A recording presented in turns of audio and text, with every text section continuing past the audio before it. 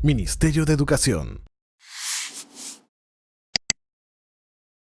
Saludar a todos los asistentes, particularmente hemos identificado, ya se encuentran nuestros colegas de Loreto, Arequipa, Piura, Junín. Un gusto saludarlos. Liliana Vargas, quien les habla, directora encargada de la Dirección de Apoyo a la Gestión Educativa Descentralizada. Agradeciendo la participación y el día de hoy, sobre todo con un particular énfasis, ya que estamos cerrando el ciclo anual de videoconferencias en materia normativa y regulación asociada a procesos disciplinarios. Justo el día de hoy nos acompaña y va a dar mayor detalles y alcances la Dirección de Formación Inicial Docente para trabajar el tema del procedimiento del régimen disciplinario de docentes e institutos de educación superior pedagógica. Lo importante de este espacio, y en realidad lo que también vamos a agradecer muchísimo para saber en qué medida esta comunicación y transferencia de intercambios de contenidos, de consultas, de formas o casuísticas que podamos compartir para trabajar en conjunto, es que también puedan, por favor, completar las encuestas que van a estar llegando seguramente en breve para ir viendo cómo podemos dinamizar y mejorar poco a poco este espacio de interacción. Dicho esto, y agradeciendo su participación, damos pase a la dirección invitada para que podamos tener detalle de la temática del día de hoy. Muchas gracias. Muy buenos días, soy el abogado Antonio Castillo Retamoso de la Dirección Inicial de Formación Docente y de IFOID del Ministerio de Educación. En esta oportunidad vamos a tratar con ustedes, estimados señores, la normatividad propia del proceso administrativo disciplinario de los docentes de los IS y ESP. Bien, los objetivos de la presente videoconferencia son dos básicamente, ¿no? Fortalecer las capacidades de aplicación debida del procedimiento administrativo disciplinario seguido a los docentes de los IS y ES públicos, pero también efectuar el debido procedimiento administrativo disciplinario respetando adecuada y rigurosamente el derecho de los docentes sujetos a estos. En principio vamos a ver los aspectos generales que rodean a este proceso. Como sabemos, los regímenes, la carrera pública está sujeto a regímenes distintos, ¿no? Por un lado, el régimen ordinario que está fundamentado centralmente en lo que fue los orígenes de la carrera pública a través del decreto legislativo 276, y ahora todo apunta a que todos los servidores del sector público formen parte del régimen de la ley propia del servir, ¿no es cierto? Eso es el régimen general, pero también existen regímenes especiales, dentro de ellos los profesionales de la salud, los docentes universitarios, la carrera pública magisterial, hay otros como de repente la carrera judicial, la carrera de los representantes del Ministerio Público, la carrera diplomática, de la policía y así por el estilo, ¿no? En nuestro caso particular, la nuestra es también una carrera pública docente con normatividad propia, que es la Ley 30512 y su reglamento, el Decreto Supremo 010-2017, Minedu. Entonces, ese es el marco jurídico en el cual se desenvuelve el proceso administrativo disciplinario para nosotros. Este está regulado, repetimos, en la 3512 y su respectivo reglamento, ¿no? Así como en las normas técnicas del procedimiento administrativo que dispone la ley 3512 puedan ser emitidos a través del Minedu como órgano rector del sector de educación. Pero no solo es la ley 3512, sino que hay normas colaterales que son de aplicación también llegado el caso. Por ejemplo, la ley 27815, que establece el código de ética del servidor público. De manera que hay también infracciones que no solamente están en la 3512, sino también eventualmente para temas de ética, de comportamiento, la ley, el código de ética. Y de manera supletoria, para determinadas circunstancias, la ley del servicio civil, la 357.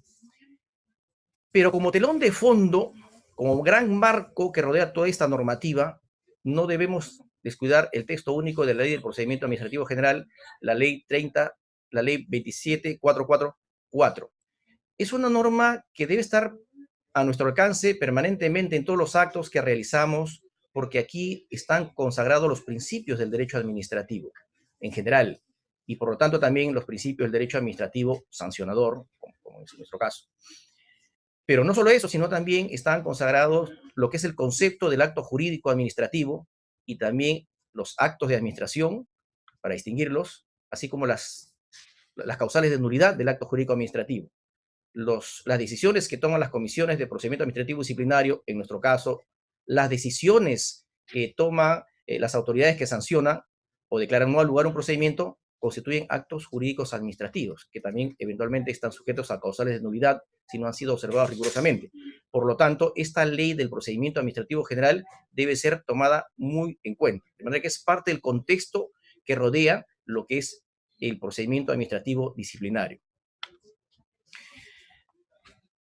El régimen administrativo disciplinario de la carrera pública docente es definido como el conjunto de normas y procedimientos administrativos disciplinarios que buscan prevenir la comisión de faltas e infracciones. Como podemos apreciar de esta definición, no se trata solo de sancionar o de imponer sanciones, no solo se trata de ejercer el poder punitivo del Estado a través del sector público para los casos disciplinarios, sino sobre todo prevenir. Entonces, el objetivo de esta conferencia, de esta videoconferencia, es en ese sentido, ¿no? Que se prevea la comisión de faltas e infracciones al Estado y a los funcionarios que hacen de autoridad sancionadora. Les es muy grato estar sancionando, entonces hay que prevenir. El objeto centralmente es investigar las supuestas faltas y, de ser el caso, solo de ser el caso, sancionar su comisión. Comprende las acciones que debe efectuar la institución para determinar la responsabilidad administrativa disciplinaria del docente, cumpliendo las disposiciones del procedimiento aplicable. La responsabilidad administrativa y disciplinaria es la que establece como consecuencia la consecuencia de las faltas e infracciones administrativas cometidas por los docentes en el ejercicio de sus funciones. Pues bien, si hablamos de procedimientos administrativos y hablamos de faltas, es necesario que nos ocupemos a qué nos estamos refiriendo.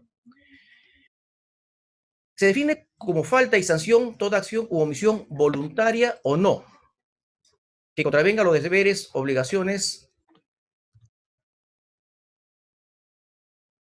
prohibiciones y demás normatividad específica sobre los docentes de la carrera pública docente.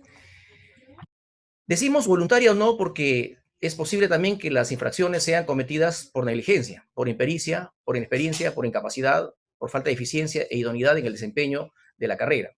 No toda sanción es voluntaria. Ya vamos a ver cuál es la diferencia al momento de establecer responsabilidades.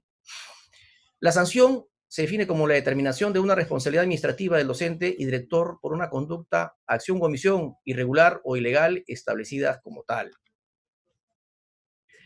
De acuerdo al principio de legalidad establecido en la Constitución Política del país, en el derecho en general y también en este caso en el derecho administrativo y particularmente en el derecho sancionador, toda infracción o falta debe estar prevista en la ley como tal, el principio de legalidad y el principio de tipicidad por el cual las conductas infracciosas deben estar sancionadas y previstas en la norma. Debe haber una adecuación entre el hecho infraccioso y la norma que establece la ley.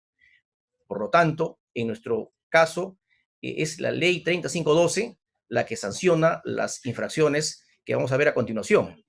El artículo 81, 82 y 83 establecen las infracciones leves, graves y muy graves. En este caso, el artículo 81 en concordancia con el artículo 160 del reglamento. Veamos. La primera infracción leve es la de inasistir una vez al centro de labores injustificadamente. De manera que si hay justificación, no hay infracción. B. Retirarse antes de la culminación de la jornada laboral de forma injustificada.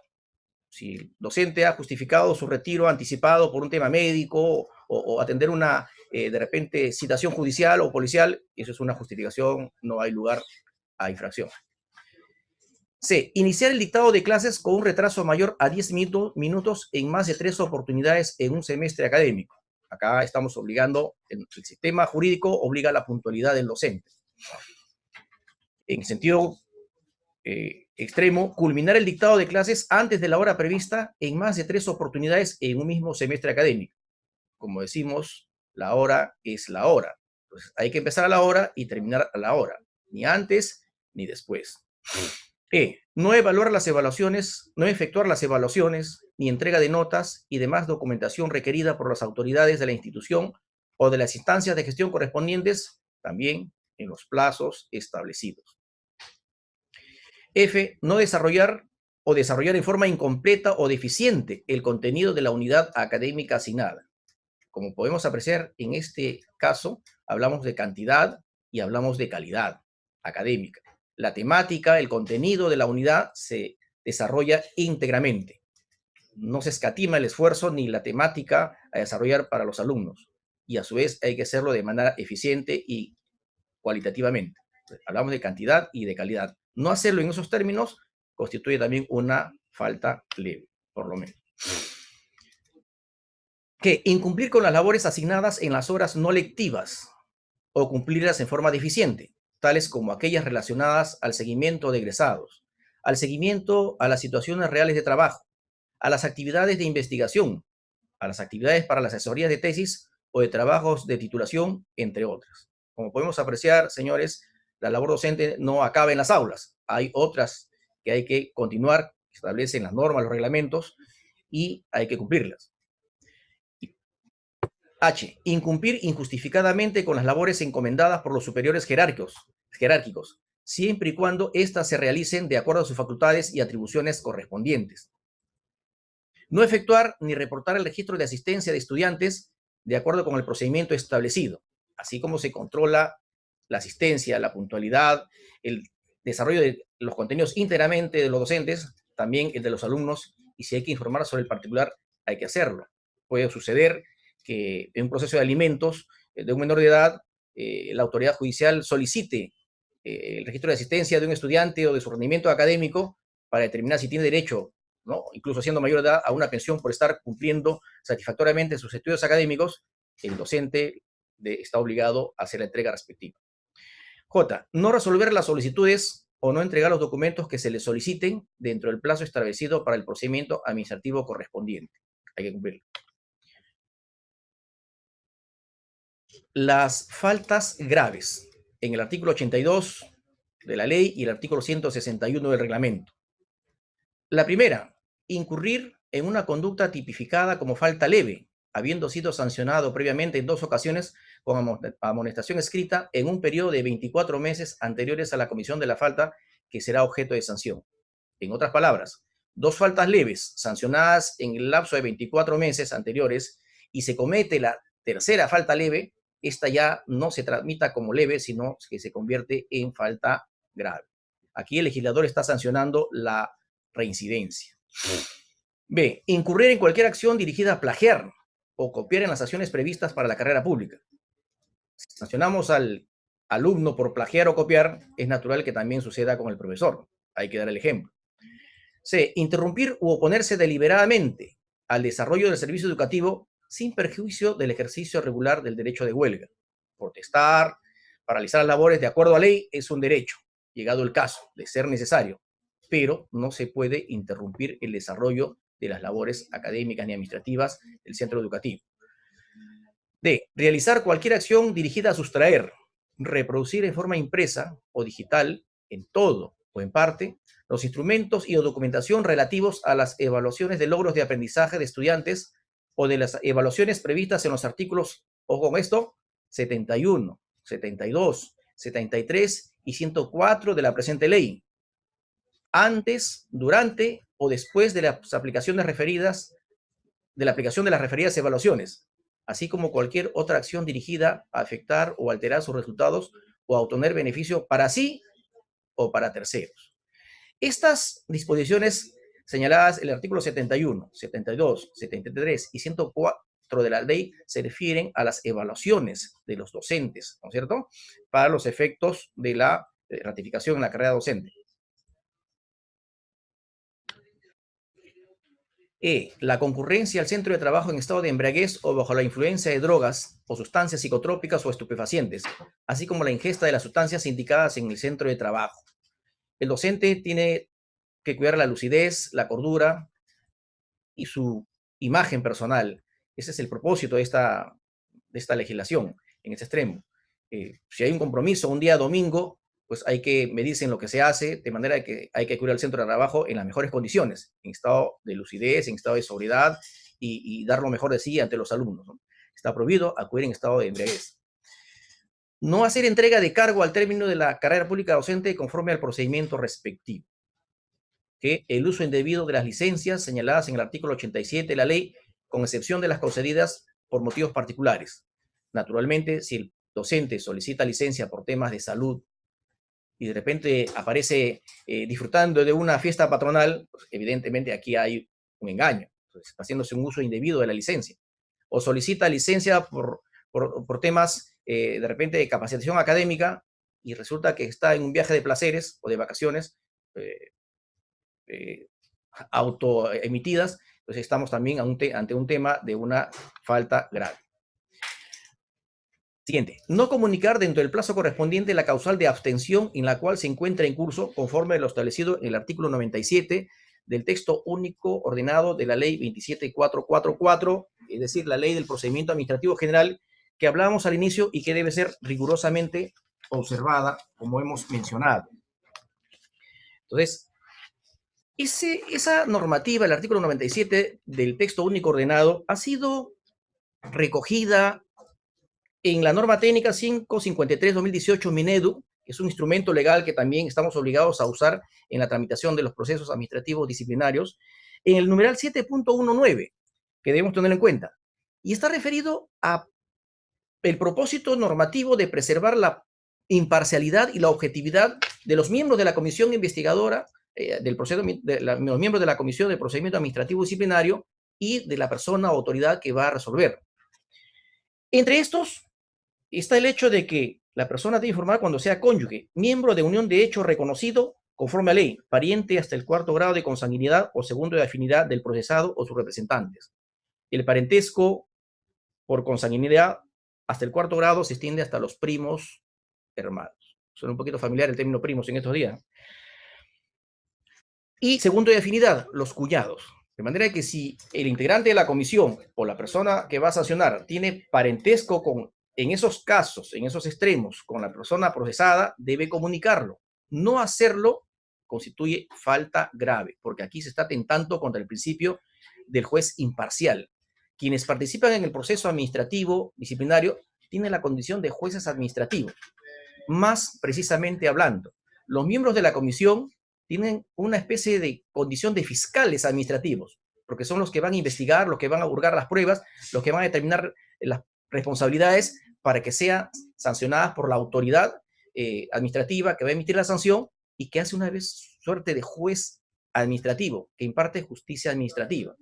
Por lo tanto, la ley establece que deben estar exentos de cualquier cuestionamiento o sospecha de parcialidad en favor del procesado. Por lo tanto, deben comunicar que están en curso en estas causales de impedimento. No hacerlo es constituye una falta grave.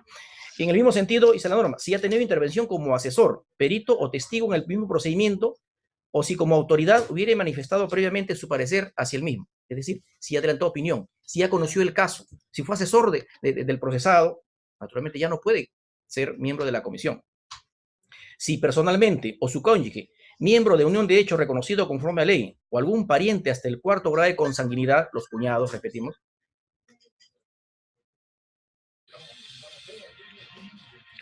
o algún pariente hasta el 4º grado de consanguinidad o segundo de afinidad tuviera interés en el asunto, cuya resolución puede influir en la situación de aquel. Acá no se permite que alguien tenga otro interés que no sea el de resolver conforme a ley, conforme a las pruebas y conforme a derecho. Cuando tuviera amistad, enemistad manifiesta o conflicto de intereses con el imputado. Esto busca evitar el llamado espíritu de cuerpo, o sea, que se favorezca al amigo o tal vez en sentido contrario, que se perjudique al enemigo. Que la Comisión de Procedimientos Administrativos Disciplinarios sea una oportunidad de ajuste de cuentas por temas de enemistad con el procesado. Repito, el objetivo de la norma en ese extremo es que los miembros de la comisión o la autoridad que va a sancionar esté investida de la plena imparcialidad. Estábamos analizando el inciso H del artículo 82 de la ley, que considera como falta grave no comunicar dentro del plazo correspondiente la causal de abstención en la cual se encuentra en curso el docente que forma parte de una comisión o constituye autoridad que va a sancionar, conforme a lo establecido en el artículo 97 del TUO de la ley 27444. Y decíamos, estimados señores, que esta norma está recogida y desarrollada de manera didáctica en el numeral 7.19 de la norma técnica 553-2018 Minedu, que está al alcance de todos los que formamos parte de la comunidad educativa, administrativa de este sector. Muy bien. Decíamos, estamos analizando los supuestos en los cuales había una relación, una cercanía del procesado, de la autoridad, del miembro de la comisión del procedimiento administrativo disciplinario con el procesado. Habíamos visto cuando se trataba de cónyuge o era su pariente, cuando había intervenido como asesor, perito testigo en favor del procesado, si había tenido alguna relación el procesado, el miembro de la comisión o su respectivo cónyuge o alguna forma de parentesco con el procesado, y cuando tuviera enemistad manifiesta o conflicto de intereses con el imputado. Decíamos que el miembro de la comisión administrativa, disciplinaria o la autoridad que va a resolver debe estar exenta de todo tipo de sospecha, de parcialidad, de favorecimiento o perjuicio en favor o en contra del procesado. Por lo tanto, está obligado a comunicar cualquiera de estas circunstancias a efecto de que sea reemplazado por el suplente. Esa es la finalidad que la ley establece para la existencia del suplente. No necesariamente porque el titular tenga que faltar o encontrarse enfermo, también para estas causales. Finalmente, cuando estuviese o hubiese tenido en los últimos 12 meses relación de servicio o subordinación con el imputado. La vía privada particular por un lado y la vía administrativa de manera como establece la ley, siempre cuidando las garantías de imparcialidad. Siguiente inciso de este artículo que establece las faltas graves. O sea, también es falta grave impedir o obstaculizar la presentación de una queja administrativa en su contra. Si alguien nos quiere quejar, si alguien desea quejar a un miembro de la comisión o a la autoridad que va a resolver, pues hay que permitirse lo que lo haga, es su derecho. En su momento, en el trámite respectivo, se determinará si tiene razón o no. Las autoridades estamos, los miembros, los funcionarios del sector público estamos sujetos, lamentablemente, a ese tipo de quejas.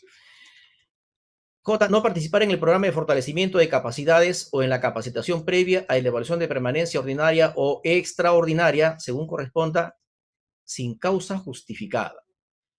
No perdamos de vista, no asistir a la capacitación previa a la evaluación constituye falta grave.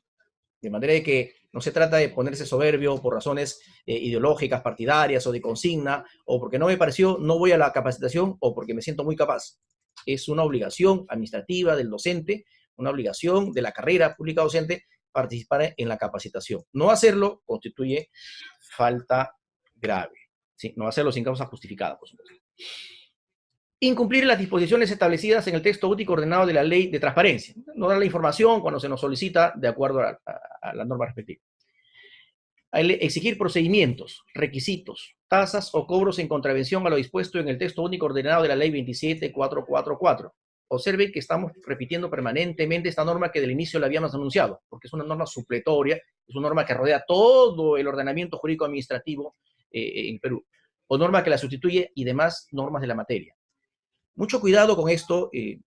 Hemos tenido conocimiento en el Minedu, en la DIFUDED en particular, de algún instituto en el cual se estaría cobrando por encima de los parámetros legales establecidos, incluso con un TUPA fundamentado en normas ya derogadas. Exigir procedimientos, requisitos, tasas o cobros en contravención a lo dispuesto en la ley 27444 es una falta grave. Pero no solo es grave, me permito comentarles como abogado, distinguidos amigos, que también esto constituye delito sancionado penalmente como delito de exacción. De modo tal que acá estamos ante un tema administrativo y también eventualmente en un tema penal. Hay que tener mucho cuidado. Y otras que se establecen por ley. Muy bien, pasemos a ver la parte relativa a las faltas muy graves, establecidas en el artículo 83 de la ley y el 162 del reglamento. La primera, incurrir en una conducta tipificada como falta grave, habiendo sido sancionado previamente en 2 ocasiones con suspensión en un periodo de 24 meses anteriores a la comisión de la falta que será objeto de sanción. Así como en el caso de las graves, 2 leves sancionadas durante 24 meses hacían que la tercera, no obstante que sea leve, esta se convertía en grave. En este caso también es el mismo mecanismo, el mismo razonamiento. 2 faltas graves sancionadas en el lapso de 24 meses, si se comete la tercera, esta ya se sanciona y se procesa como muy grave. O sea, repito, lo que el legislador está sancionando aquí es la reincidencia. B. Ejecutar, promover, permitir o encubrir dentro o fuera de la institución educativa actos de violencia física o psicológica en agravio de estudiantes, docentes, personal o cualquier miembro de la institución. Respetos, guarda respetos. El docente debe ser un ejemplo de cordialidad, de armonía y de buen trato. C. Realizar actividades comerciales o lucrativas en beneficio propio de terceros, haciendo uso del cargo o función que ejerce dentro de la institución educativa. Lamentablemente suele suceder algunas veces que el director de repente obliga a que los docentes vendan los libros que se producen en una editorial con la cual él tiene vinculación comercial, es accionista o es miembro del directorio, tiene una o es de su propiedad, ¿no? O viceversa, el profesor de repente obliga a los alumnos a que compren los libros que él produce, ¿no? O que él edita, o que él imprenta, o sus familiares, ¿cierto?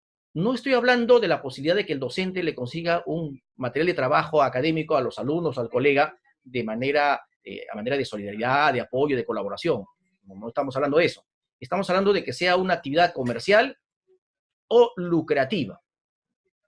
Pues hablamos de otros temas aquí, ¿verdad? Entonces hay que cuidar mucho la pulcritud en el ejercicio de la docencia. Somos docentes, no somos empresarios, ni somos comerciantes, por lo menos dentro de las aulas y dentro de la institución educativa. D. La suplantación en las evaluaciones previstas para la carrera pública, incluyendo las de ingreso a la carrera. Suplantar no solo es una falta muy grave, también es un delito contra la fe pública y sancionado hasta con 10 años de pena privativa de la libertad. De manera que esos que saben, son personalidades respetables académicamente, pero suplantan a otros por dinero o por un indebido sentido del apoyo fraterno, están incurriendo en un gravísimo error, en una falta muy grave y eventualmente en un delito. E. Declarar, entregar, proporcionar, remitir, entre otros, información o documentación fraudulenta en los procesos de evaluación o ante las autoridades correspondientes, sin perjuicio de las acciones civiles y penales correspondientes, ¿no? Esto de penales, ya lo he visto, también funciona para la infracción anterior, no solo para esta, ¿cierto? De manera que la información tiene que ser la auténtica, la que corresponde a los registros y no de orden fraudulento. F. No presentarse a las evaluaciones obligatorias previstas para la carrera pública sin causa justificada, así como el no asistir, ya hemos visto, a las evaluaciones, a los cursos de capacitación previos a las evaluaciones constituyen falta grave. No asistir ya a las evaluaciones obligatorias sin causa justificada, constituye falta muy grave. De modo que hay que interiorizar que hay obligaciones y deberes ineludibles. De lo contrario, estamos en riesgo de encontrarnos frente a un proceso administrativo disciplinario del cual es muy difícil que podamos de repente salvarnos, ¿no? G. Incurrir en conducta de hostigamiento sexual de conformidad a lo establecido en el artículo 15 del reglamento de la ley 27.942, la ley que previene y sanciona el hostigamiento sexual. Hay que interiorizar también la idea de que aquí hay que respetar a todos. Hombre y mujer merecen el mayor de los respetos. Y no solo hay que respetar, también hay que parecer que respetamos. No hay que dar lugar a ningún tipo de suspicacia. Lamentablemente, en una situación tan sensible como la que atravesamos, es posible que a veces hasta de manera equivocada alguien se vea inmerso en una situación confusa que dé lugar a un proceso. No solo hay que ser, como dice el dicho que viene de la época romana, no solo hay que ser honesto, sino parecerlo. No solo hay que ser decente, sino también parecerlo. H. La utilización o disposición de los bienes de la entidad pública en beneficio propio o de terceros. Las computadoras, las aulas, los ambientes son para el servicio educativo. Está prohibido, por lo tanto, que alguien alquile pues, las instalaciones del instituto para una actividad lucrativa de un tercero, ¿cierto? Polladas, parrilladas, fiestas patronales, por razones lucrativas. Si son de repente para fondo de la entidad, es posible dentro de ciertos parámetros, dentro de cierta normativa, pero no para uso lucrativo, beneficio propio o de tercero. Mucho cuidado con eso. Lamentablemente, cuando las entidades de educación están más alejadas de la ciudad o de la capital, suele hacerse uso indebido de este mecanismo porque las posibilidades de control son muy complicadas, pero de descubrirse, esto está sancionado como falta muy grave. Incurrir en acto de nepotismo conforme a lo previsto a la ley 26.771 y su reglamento. El nepotismo es la figura jurídica que sanciona la contratación o recomendación o influencia para que se contrate al pariente consanguíneo hasta el cuarto grado de consanguinidad, ¿sí? Hasta los cuñados, ¿cierto? En la línea horizontal hasta los cuñados. Y en la línea, y por afinidad, perdón, en la línea horizontal hasta los primos hermanos. Y en términos de afinidad hasta los cuñados. Entonces, eso es nepotismo. La ley quiere que todos los actos de la administración pública, y más aún si se trata de la actividad educativa, esté en términos de pulcritud, exenta de cuestionamiento de compadrazgo o parentesco en la relación que se establece para la docencia, para la contratación de la docencia. J. Cometer actos de discriminación por motivos de origen racial, religioso, nacionalidad, edad, sexo, género, idioma, religión, identidad étnica o cultural, opinión, nivel socioeconómico, condición migratoria, discapacidad, condición de salud, factor genético, filiación o cualquier otro motivo. Simplemente todos los seres humanos somos iguales ante la ley y somos iguales por nuestra condición humana. Hay que respetar a todos, de cualquier color o de cualquier condición. Ese es el sentido de la norma y hay que también interiorizarlo, imbuirlo, no solo practicarlo, sino también transmitirlo como norma de conducta. Hacer lo contrario constituye falta, ya vemos que muy grave. K. Realizar actividades de proselitismo político durante la jornada de trabajo o a través del uso de sus funciones o de recursos de la entidad pública. Cuidado, se acerca una campaña electoral y hay que cuidar no estar haciendo propaganda a nuestros candidatos o a nuestros colores o a nuestras camisetas. Por si acaso, la ley no sanciona la posibilidad de que el docente converse, transmita, opine entre ellos o en algún momento sobre su forma de pensar políticamente. Eso es democrático, eso es parte del derecho a la libertad de expresión. Lo que la ley sanciona es que el docente pues vaya a repartir volantes al centro de educación en horario de trabajo, que esté convocando a los docentes, a los alumnos a un meeting de la agrupación política con la cual simpatiza, o que vaya con pancartas o con polos provocando, tratando de motivar a que voten o a que orienten la simpatía política en función de la opción que él considera. Entonces, eso es lo que la ley sanciona, el proselitismo, no la manera de pensar, ni el sentido de ni el derecho a la opinión o la expresión.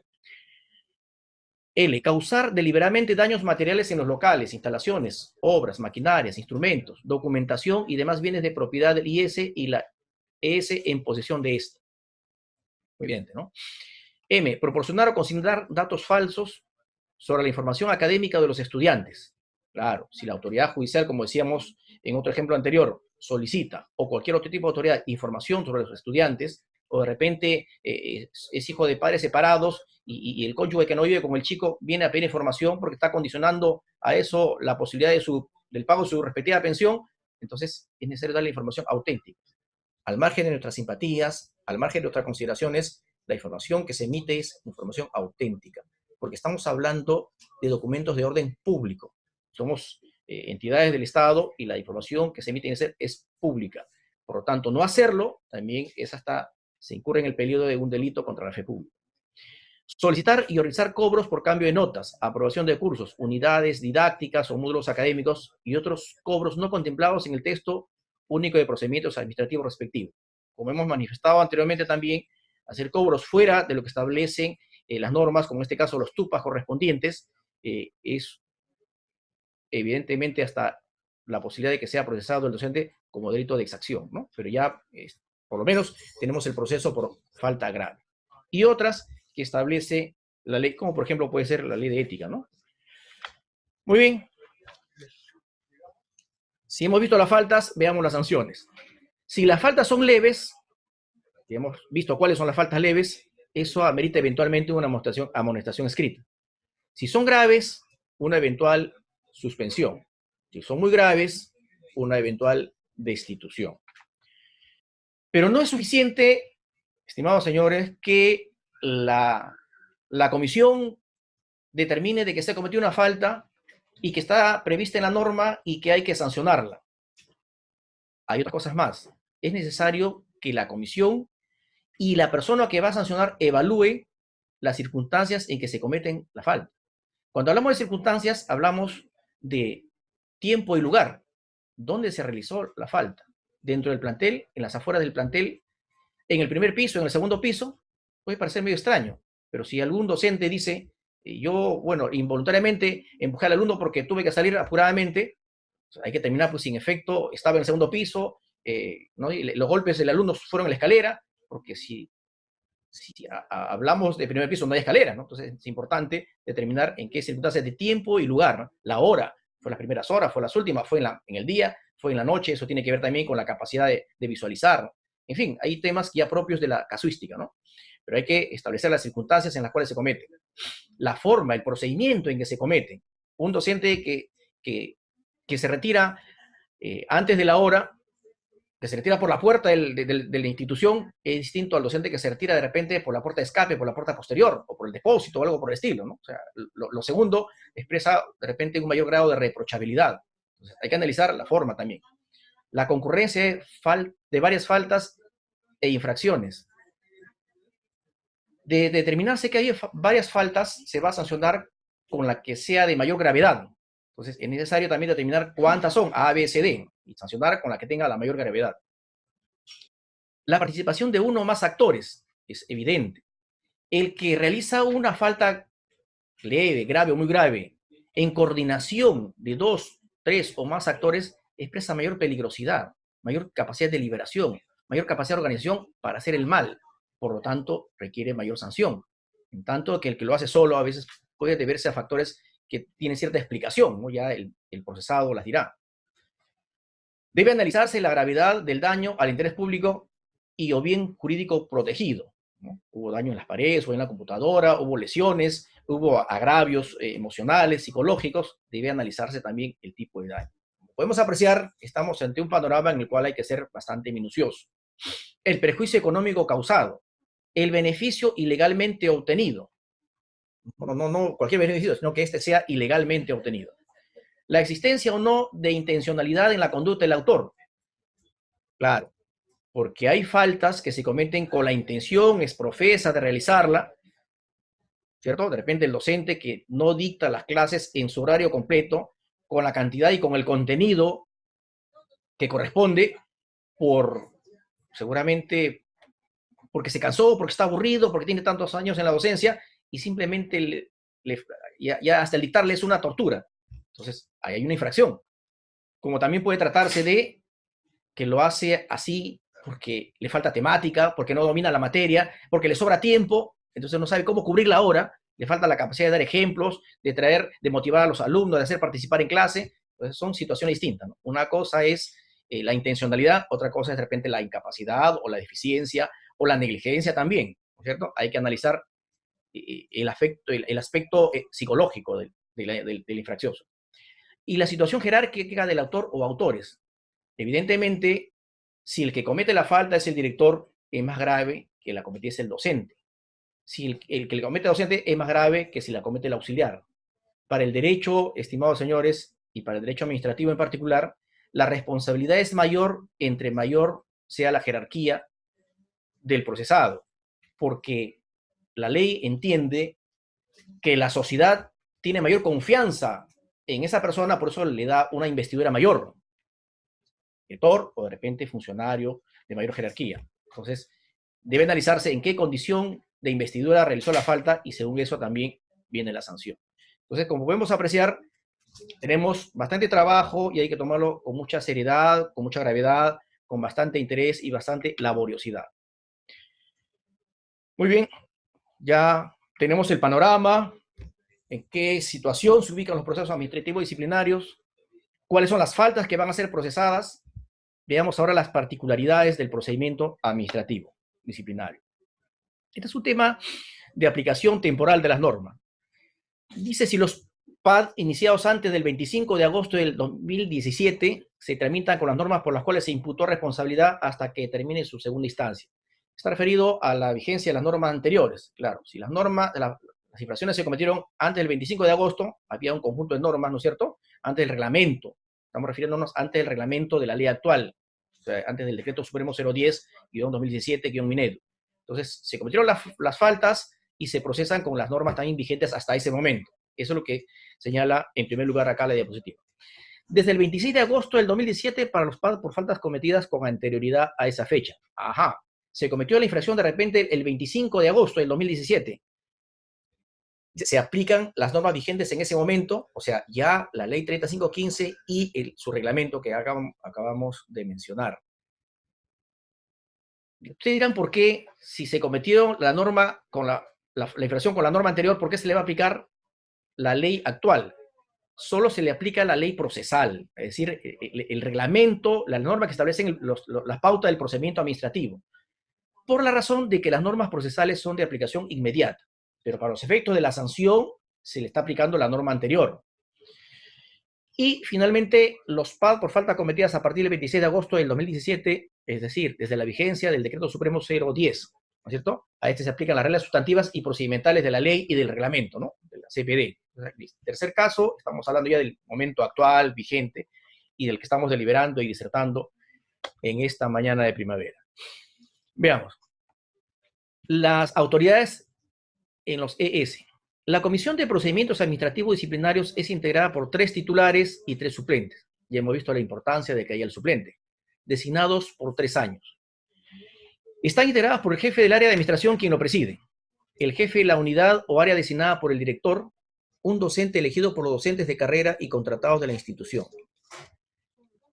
En este caso, los docentes en su conjunto de carrera y contratados se reúnen en asamblea, emiten su voto universal y directo y secreto, en una asamblea convocada por el director del instituto y presidida por el funcionario que hace las veces de administrador. El acta correspondiente se eleva al director para que se emita la resolución designando al tercer miembro de la comisión. El que tuvo la mayor votación será el tercer miembro de la comisión. El que tuvo la siguiente votación será el miembro suplente. Por si acaso, hacemos la precisión. Hablamos de miembro suplente, no hablamos de miembro alterno. Son cosas distintas. Y lo decimos porque se ha detectado que en la mayoría de DRE, en la mayoría de institutos, están emitiéndose resoluciones de constitución de la Comisión de Procedimientos Administrativos, muchas veces sin designar los nombres, designándolos solo por un año, no por 3, como establece la ley. ¿No? Se designa por 3 años, sujeto obviamente al contrato, si que uno de los funcionarios de la comisión tenga contrato por 1 año, 2 años, entonces hay que hacer la precisión, pero se designa por 3 años. Y hay que hablar de miembros titulares y suplentes, no de miembros alternos, porque el alterno significa que puede reemplazar, entrar uno o el otro, libremente. No es así. Solo ingresa el suplente cuando hay un impedimento físico o legal del titular, o de repente personal, ¿no? Persona de salud. Entonces hay que cuidar mucho porque el procedimiento prácticamente empieza aquí. Acá se constituye al juez la causa, al juez administrativo. Entonces hay que designarlo con las formalidades de ley, con las formalidades de reglamento. Sobre eso incluso ya hay observaciones que cada uno está procesando en su momento, pero hay que tener mucho cuidado desde ahora. En la DRE, la Comisión de Procedimientos Administrativos es integrada también por 3 titulares y 3 suplentes. El director, el jefe de recursos humanos, quien la preside, el responsable de la unidad o área de gestión pedagógica de la DRE y el responsable de educación superior pedagógica de la DRE. Igualmente, el plazo de 3 años está condicionado al caso de que el funcionario sea contratado. Entonces, su designación será por el tiempo que dure su contratación. Ya entramos entrando cada vez más al proceso. Este se inicia por denuncia de parte o de oficio. Si es denuncia de parte, lo puede hacer cualquier persona, en forma verbal o escrita. Adjunta los medios probatorios o indiciarios, y si no cuenta con la prueba, tendrá que decir que la tiene determinada persona o se encuentra en determinada entidad u oficina para que sea solicitada por la comisión. El denunciante no es parte del PAD, del procedimiento administrativo disciplinario. Su labor se termina cuando pone en conocimiento de la autoridad de la comisión el hecho infraccioso. Ahí terminó. Y de oficio se inicia cuando la comisión toma conocimiento de que se ha cometido una infracción e inicia la investigación previa. Este documento que vemos acá lo hemos consignado de manera exprofesa porque es uno de los anexos de la norma técnica 553-2018 Minedu, que es un instrumento de trabajo que obra en las manos de todos los funcionarios de las DRE o de los institutos y que ha sido elaborado para que sea más fácil trabajar las pautas del inicio del procedimiento administrativo, porque las cosas tienen que empezar bien. Lo que empieza bien, termina bien. Lo que empieza mal, va a terminar mal. De manera que todo lo que se ha cocinado aquí es lo que debe llevar el acta y el inicio del proceso. Lo primero es que se identifique al docente, ¿no es cierto? Si este es director, asistente o auxiliar, así como el puesto desempeñado al momento de la comisión de la falta. Habíamos visto, al momento de determinar las circunstancias en que se comete la falta, la condición, la jerarquía que se debe evaluar cuando se va a emitir la sanción, de que una cosa es el docente, el director, y otra cosa es el asistente o el auxiliar, ¿no es cierto? La responsabilidad varía. Por lo tanto, se debe identificar con nombre completo y el puesto y la jerarquía que tiene, ¿cierto? Y ven la importancia, de manera que no es que se pone aquí por un simple ritual de formalidad, sino que tiene una finalidad jurídica que va a determinar el éxito del proceso. 2. La falta disciplinaria que se imputa con precisión de los hechos que configurarían dicha falta, ¿no es cierto? La falta no dictó clases terminando la temática correspondiente, o de repente le realizó labor proselitista tal día, tal hora, en tal lugar, en tal instituto, ¿cierto? Hay que determinar la falta. O sea, se debe precisar los hechos que configurarían dicha falta. Adjuntar, tener los antecedentes y documentos que sustentan el inicio, ¿no es cierto? No solo se va a iniciar con la denuncia de parte o con el conocimiento que toma la comisión, sino que hay que recabar primero algunos elementos indiciarios y estos forman parte del inicio, ¿no es cierto? Análisis de los documentos, o sea, no hay que adjuntarlo, hay que analizar por qué fluye la eventual necesidad de iniciar el procedimiento administrativo. Los medios probatorios que sirven de sustento, de alimento, de fundamento para el inicio del proceso. 4. La norma jurídica presuntamente vulnerada. Y habíamos visto que solo la persona puede ser procesada o sancionada cuando la conducta está prevista en la ley como falta o infracción, en este caso, ¿no? Por el principio de legalidad que hablamos al inicio. Entonces, es necesario decirle al procesado, señor, usted se le atribuye estos hechos que están sancionados en esta norma, ¿no? El artículo 81, 82, 83 de la ley o el reglamento, según se trate de hechos que constituirían falta leve, grave o muy grave. Entonces, es importante esta disposición. Si se hubiese adoptado una medida cautelar, también hay que especificarlo, hay que señalarlo.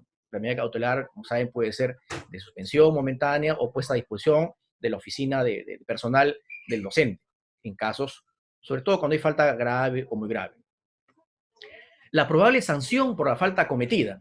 Señora, a usted se le imputa una falta grave y la eventual sanción puede ser la suspensión. Hay que decirle al docente para que él sepa a qué se le viene y sepa defenderse. El plazo, 5 días, ¿no? Para presentar su descargo, prorrogables a 5 días más, como vamos a ver. Y la autoridad competente donde debe presentar el descargo o la solicitud de la prórroga. Derechos y las obligaciones del docente, director, general, asistente, auxiliar en el trámite del proceso. Derecho a defenderse, derecho a presentar sus descargos, derecho a presentar elementos de prueba, derecho a pedir informe oral, derecho a impugnar. Es decir, todos los derechos que tiene hay que consignarle dentro de lo posible allí para que él tenga claridad. Y la decisión de que se ha dado inicio al procedimiento administrativo disciplinario. ¿Se dan cuenta lo importante que es este instrumental, este anexo? Es la guía, ¿no es cierto? El instrumento que va a permitirnos trabajar idóneamente de conformidad con el ordenamiento jurídico nacional. Es la estructura del proceso administrativo. Se inicia, ¿no es cierto?, por una anuncia o por conocimiento, y la comisión tiene 10 días para realizar una investigación previa, con la finalidad de obtener evidencias sobre la veracidad del hecho enunciado. No se trata de que recibo la denuncia e inicie un proceso, no, hay que tomar conocimiento, hay que recaudar algunos indicios, algunos elementos de prueba, testimonios. De repente el docente se dice que entró en las horas de la noche al instituto a usar los bienes para su uso particular, pues de repente pedimos la copia de las cámaras de seguridad, por ejemplo, ¿no? Entrevistamos al personal de seguridad, ¿cierto? O sea, hay que recaudar elementos para iniciar el proceso. La fase instructiva es la fase de la investigación, ¿no?, que comprende desde el inicio del proceso hasta que éste concluye. Luego viene la fase sancionadora, ¿no?, en la cual la autoridad que va a sancionar recibe el informe y emite una resolución de no al lugar, si es que considera que no hay responsabilidad, o de sanción. En ambos casos tiene que razonar y motivar la resolución a partir del informe de la comisión. Observemos que el proceso tiene dos fases muy marcadas, que es la instrucción y la fase sancionadora. Y observemos, por lo tanto, que una es la autoridad que investiga, que instruye, la comisión del procedimiento administrativo disciplinario, y otra es la autoridad que sanciona. La finalidad de esto, distinguidos amigos, es que el que investigó ya no puede sancionar debido a que ya está compenetrado de sentimientos, de emociones, de pasiones. Ya fue impresionado por lo que ocurrió, por las pruebas que actuó o recabó. Por lo tanto, no puede sancionar. El que va a sancionar tiene la condición, decíamos, de juez administrativo. Va a impartir justicia administrativa. Por consiguiente, debe estar libre de pasiones, de emociones, de impresiones. Entonces va a trabajar sobre la base del informe que le emite la comisión y va a hacerse su propia opinión, su propia convicción a partir del informe oral, a partir de los estudios que haga de los informes de la comisión y de lo que él reflexione. Entonces, esa es la fase sancionadora. Por eso el proceso tiene dos fases, la fase instructiva y la fase sancionadora, ¿no es cierto? La fase instructiva es aquella donde se realizan las actuaciones, decíamos, conducentes a la determinación de la responsabilidad administrativa del docente por la comisión. Tiene su acto de inicio, ya hemos visto los requisitos de que tener el acto de inicio, ¿no es cierto? Ese acto de inicio que esté en esa acta constituye un acto jurídico administrativo. Un acto más que jurídico administrativo, un acto de administración, porque no es impugnable, pero tiene que tener sus formalidades. 3 días hábiles para que se notifique al imputado y este tiene 5 días para que haga su descargo. 5 días que pueden ser prorrogables a otros 5 días más, ¿no? A solicitud de parte, por supuesto. Luego, la comisión analiza, determina la existencia o no de responsabilidad, pero no solo es suficiente con que reciba el descargo del procesado, tiene el derecho y tiene la obligación de realizar las diligencias que considere pertinentes, porque es en la fase de instrucción, de investigación, de repente recibir informes complementarios, cruzar información con otras entidades, todo lo que le permita emitir un informe debidamente fundamentado. En el lapso de 2 meses, o sea, es tiempo, creo que bastante, ¿no? Suficiente. Emite informe al sancionador, emite el expediente, en el lapso de 2 meses. Entonces, ahí termina la fase instructiva del procedimiento. Veamos la fase sancionadora. Es aquella donde se toma la decisión para imponer la sanción o para declarar no al lugar, sobre la base de la recomendación de la comisión, mediante la emisión de resolución debidamente motivada. Cuando decimos debidamente motivada, estamos hablando de la explicación que dar la autoridad que va a sancionar. Decirle al docente, estoy sancionando porque te atribuyeron tal responsabilidad, esta se encuentra fundamentada en A, B, C, D pruebas, estas desvirtuaron o contradicen fehacientemente, desmienten lo aseverado en tus descargos y en tus alegatos o en tus informes orales. O sea, hay que explicarle a él, ¿no es cierto? Eso es debidamente motivado. No se trata de que sea simplemente una explicación genérica, abierta, gaseosa, imprecisa, hoja tras hoja, sino se trata de ir al fundamento y al meollo del proceso. La autoridad emite la sanción cuando recibe el informe de la CEPAD, pero no lo hace de inmediato, sino que tiene que notificarle al imputado dentro de los 2 días, comunicándole de que éste tiene la oportunidad de pedir el informe oral, si lo desea, correspondiente, personalmente o a través de su abogado. En el lapso de 3 días puede pedir el informe oral el procesado. Muy bien, creo que acá es meritorio detenerse un instante. El informe oral lo va a hacer el procesado ante la autoridad que va a emitir la sanción. La autoridad que va a emitir la sanción es el director o es el jefe de la oficina personal de la DRE o es el director de la DRE, como vamos a ver más adelante. Pero aquí tiene que imbuir el funcionario de que está haciendo las veces de juez administrativo, que va a impartir, como hemos venido diciendo reiteradamente, la sagrada labor de justicia administrativa. No se trata, por supuesto, no nos preocupa la eficiencia de la profesión docente, el cumplimiento de las normas y de los reglamentos, porque está de por medio la calidad de la educación, está de por medio el prestigio del sector, de la entidad, está de por medio la comunidad en su conjunto, está de por medio muchísimos valores. Entonces, eso debe tener en cuenta, por un lado, que hay valores altamente considerables en juego, pero también tiene que ponerse en el otro lado. Están de por medio los derechos del procesado. Entonces decíamos, uno de los objetivos de esta conferencia es desenvolvernos en los 2 extremos. el derecho de la sociedad, el derecho de la autoridad administrativa, el deber de sancionar, pero también los derechos del procesado. De modo tal que no se trata de escuchar al procesado en un ritual formal y solo para dar cumplimiento y levantar el acta de que se le concedió el derecho a la defensa, sino que la autoridad debe estudiar el expediente previamente, la noche anterior de ser posible.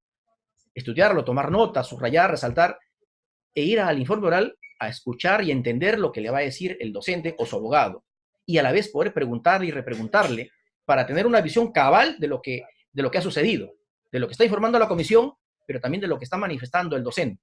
De manera que con esa información completa, cabalidad en su conjunto, la autoridad va a formarse una opinión, va a tomar una decisión, pero obviamente con carácter de justicia. Una decisión que va a ser justa si es que ha realizado esa labor de interiorizar los acontecimientos, los bienes y valores que han sido infraccionados, pero también los derechos del procesado. Luego de eso, está en condiciones de tomar una decisión, que puede ser la sanción, si es que hay la falta, se ha aprobado esta, hay que poner la sanción. Pero también puede él considerar como juez decir no va lugar a la sanción, pero esta también debe ser debidamente motivada.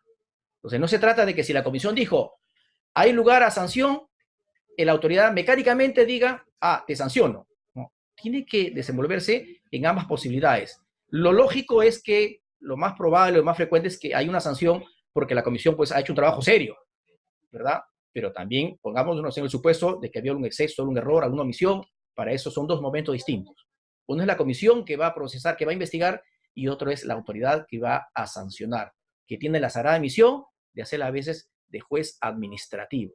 Es una oportunidad que nos da la sociedad a través del ordenamiento jurídico, a través del derecho administrativo y a través de la investidura que en ese momento tenemos. Por lo tanto, la responsabilidad es altísima y no hay que decepcionar ni a la sociedad, ni al sistema educativo, ni a los alumnos, ni al docente. Hay que servir a la justicia. Es una grata oportunidad. Luego de esto, la autoridad tiene 5 días hábiles para notificarle al procesado a efecto de que ejerza su derecho de impugnación, es el caso, ¿no? Hemos hablado últimamente de las autoridades que van a sancionar y lo hemos adelantado. Si el que va a ser procesado es el docente, pues es instruido por la comisión del instituto, ¿no es cierto? O de la ES, del ES. Y la que lo va a sancionar es el director.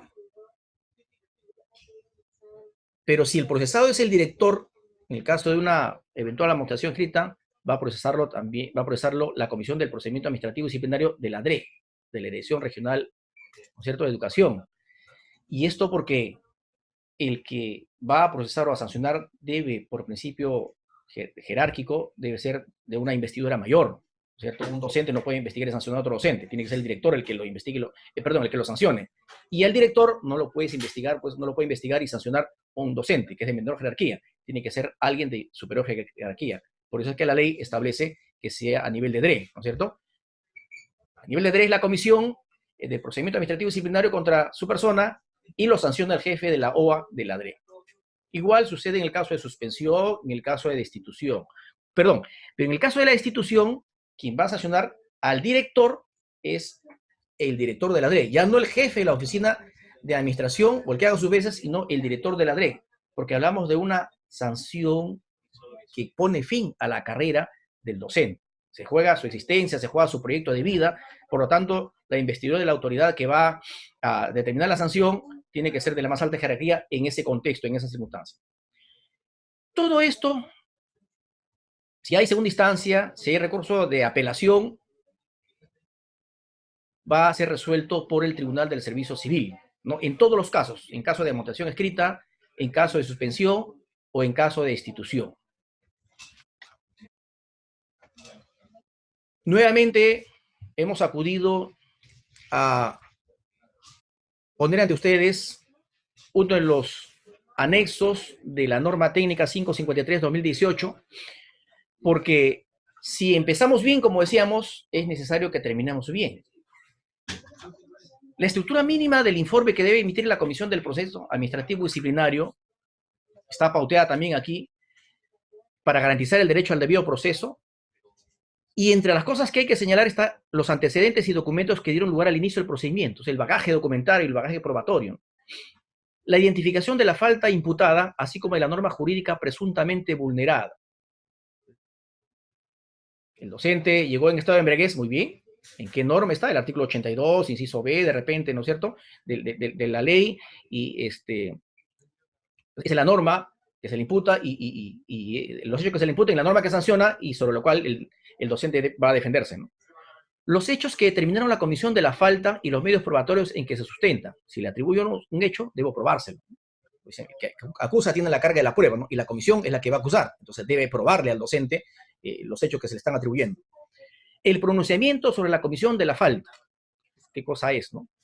Eso no es falta y qué sanción, ¿no? Por eso es la recomendación del archivo o de la sanción aplicable de ser el caso.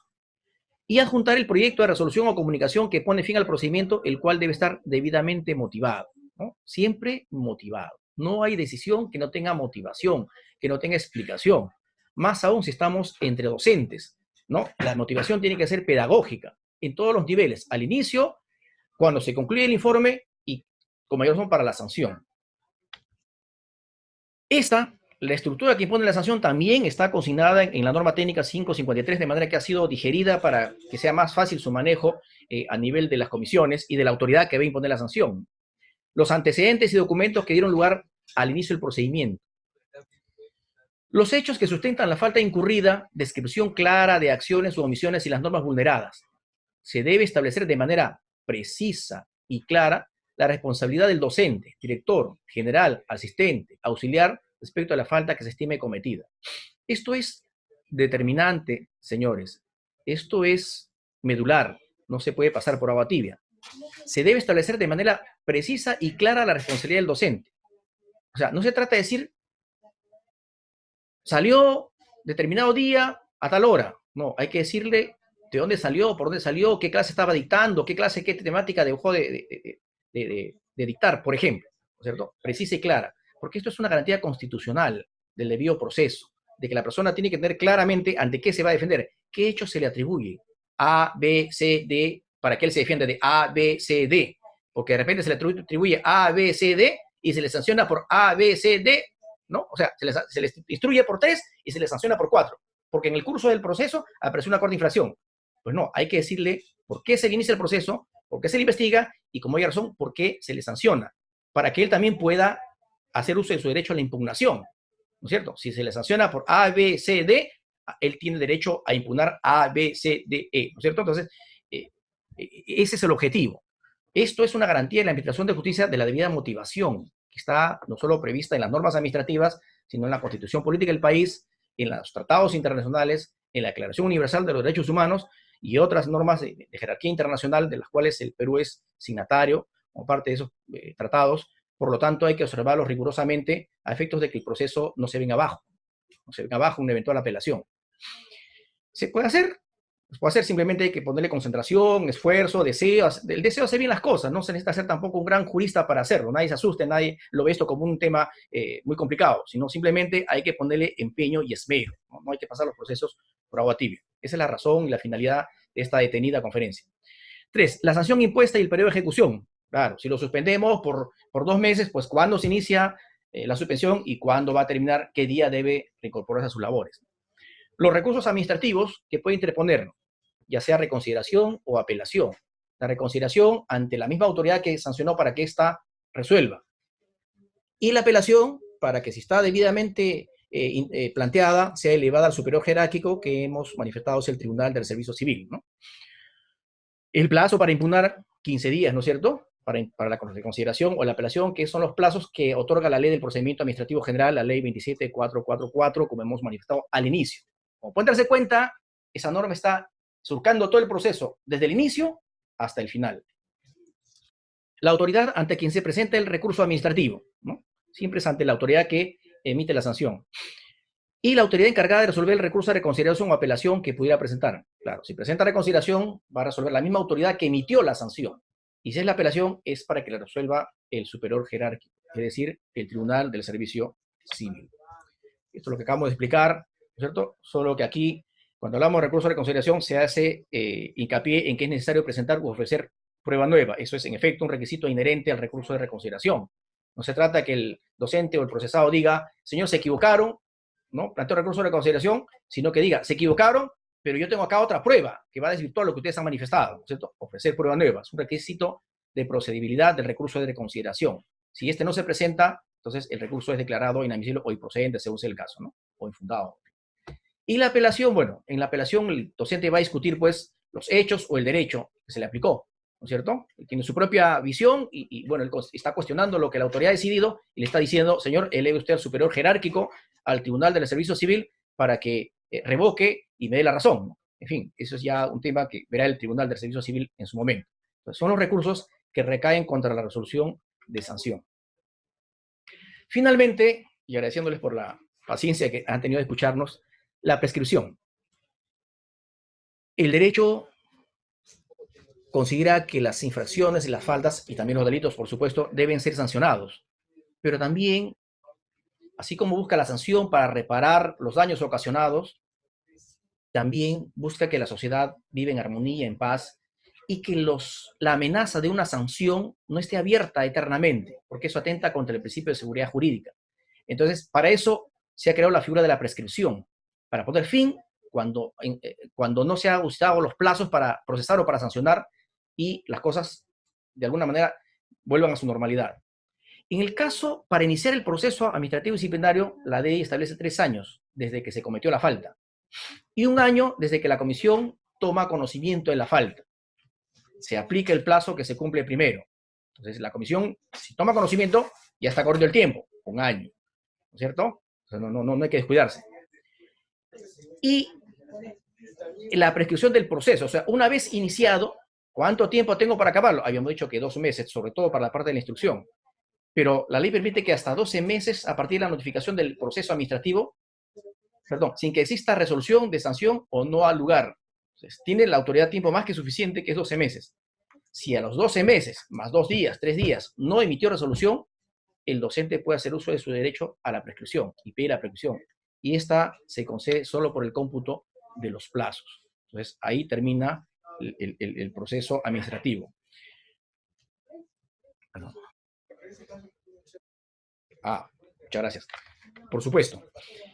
Quienes permitieron las autoridades, los miembros de la comisión del proceso administrativo disciplinario o la autoridad que va a resolver, si no procesaron a tiempo, no investigaron a tiempo, no cumplieron con los plazos y la autoridad no sanciona en el plazo correspondiente, no emite la resolución de sanción o de no lugar en el plazo correspondiente, incurren en seria responsabilidad también, porque los plazos son para cumplirse, ¿no es cierto? Son obligaciones que establece la ley, como decíamos, como una de las faltas graves. Entonces, ellos tienen responsabilidad y se hacen también ahora acreedores a su proceso. De acusadores, van a pasar acusados. De manera que todos acá estamos obligados, ¿no es cierto? Tiros y troyanos, los docentes y los funcionarios. ¿Quién manda aquí en este país? Manda la ley, manda la Constitución, porque estamos en un Estado de Derecho y establecen derechos y obligaciones que hay que cumplir, estimadísimos señores. Muy bien, muchísimas gracias por su atención. Antonio Castillo para servirles en la Difoid. En nuestros teléfonos son los que aparecen en pantalla. Muy buenos días. Muchísimas gracias. Les decía, nuestros teléfonos son los que aparecen en pantalla, nuestro correo electrónico antonio.castillo@justice.com para cualquier conducta que sea menester. Y les agradezco muchísimo su atención. Muy amables, muy buenos días. Tenemos la ronda de preguntas. Estoy a su disposición. Muchas gracias.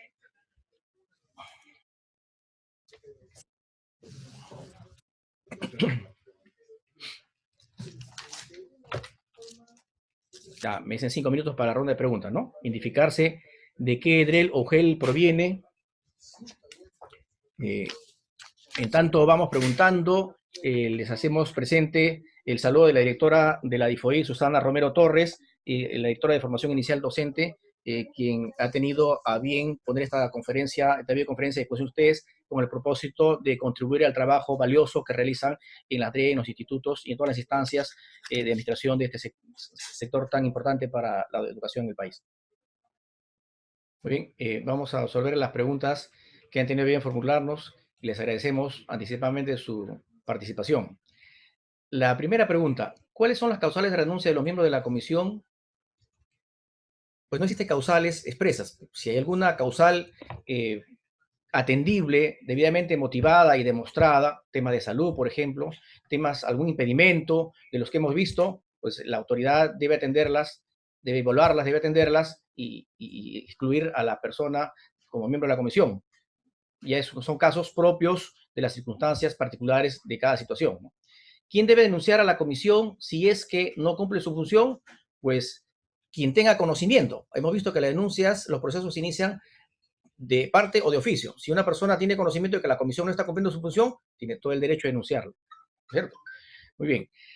La GREA Arequipa preguntan, ¿en qué consiste una motivación pedagógica? Nosotros hemos hablado de motivación jurídica, o sea, explicar en las resoluciones y en los informes las razones de hecho y de derecho por las cuales se recomienda la sanción o se sanciona o se declara no lugar a la sanción. O sea, tiene que haber una explicación. Eso es la motivación de la que hablamos como garantía de la Administración de Justicia Administrativa en este caso.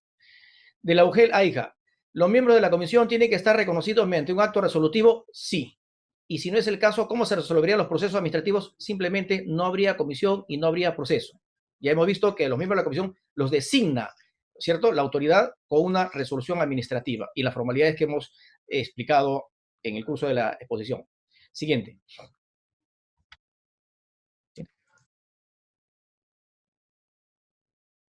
Jaén, el docente sancionó de apela y en segunda instancia lo absuelve. ¿Qué pasa con la comisión que sancionó en primera instancia? No pasa nada. ¿Por qué? Porque la apelación es un derecho del procesado y es deber de la administración resolver, y el derecho establece la posibilidad del error. Equivocarse es humano. Entonces, el que investiga y el que sanciona en primera instancia puede haberse equivocado, sí. Puede haber causado un perjuicio, sí. Pero a la vez el docente tiene la posibilidad de que esto sea reparado en segunda instancia. Esa es la finalidad de la segunda instancia. Hay casos en los cuales el error es tan grande, tan evidente, tan flagrante, probablemente se incurrió en un atentado como los que hemos visto en el curso del proceso, donde hay pues, una relación de amistad o enemistad con una de las partes y eso influye en la sanción, y el docente absuelto en su momento evaluará y dirá, pues si de repente plantea su demanda de indemnización contra los responsables, pero es un tema ya muy eventual. En general, los miembros de la comisión y el miembro que sanciona está cumpliendo un deber y una función, y que se equivoquen es humano y es jurídico. El derecho, el error es parte del derecho, pero también la reparación. De la DRE San Martín, ¿esta misma comisión también es para los estudiantes? No. Lo que hemos visto es la normativa de la carrera pública docente. Hemos hablado de los docentes. Siguiente. ¿Debe la comisión a nivel institucional actuar de oficio ante una falta? Claro que sí. Hemos visto que el proceso se inicia por denuncia de parte o de oficio por la comisión cuando toma conocimiento de una falta o infracción. Del Instituto Alfonso Barrate Lingán, ¿qué pasa si la comisión de procesos no asume sus funciones y manifiesta que es responsabilidad del director? Es que cada cual tiene sus propias responsabilidades. Si la comisión ya está conformada, está designada debidamente, ya la comisión tiene que reunirse y asumir los casos que corresponden. Si deja que los procesos se acumulen, no actúa, no trabaja, pues está asumiendo responsabilidad administrativa, como hemos visto, y después ellos van a ser los procesados. Que si es responsable el director o no, en su momento se verá, pero cada cual asume la responsabilidad que la ley y el reglamento le otorgan, y la comisión debe investigar y debe informar cuando los casos llegan a su conocimiento. Si un docente no asiste sin justificación 2 días, no hay denuncia, ¿la comisión puede actuar de oficio? Claro que puede actuar de oficio, ¿no? ¿O qué medidas se puede tomar o es responsabilidad de la administración informar? También, por supuesto, ¿no es cierto? La comisión no es el jefe personal, no, pero si toma conocimiento, debe actuar. Si el jefe personal toma conocimiento que es su deber y su trabajo, pues tiene que poner en conocimiento de la comisión. De Piura, ¿cómo se debe proceder cuando un miembro de la comisión está sancionado? Pues simplemente debe apartarse o se le debe apartar, porque una de las características de los miembros de la comisión es que no puede estar sujeto a cuestionamiento alguno. Simplemente ya no puede continuar siendo miembro de la comisión, ni siquiera, mucho menos el presidente. Siguiente. Siguiente. A ver. El informe final, fase sancionadora. Si no existe mérito a sanción, de Guarmey dice la pregunta.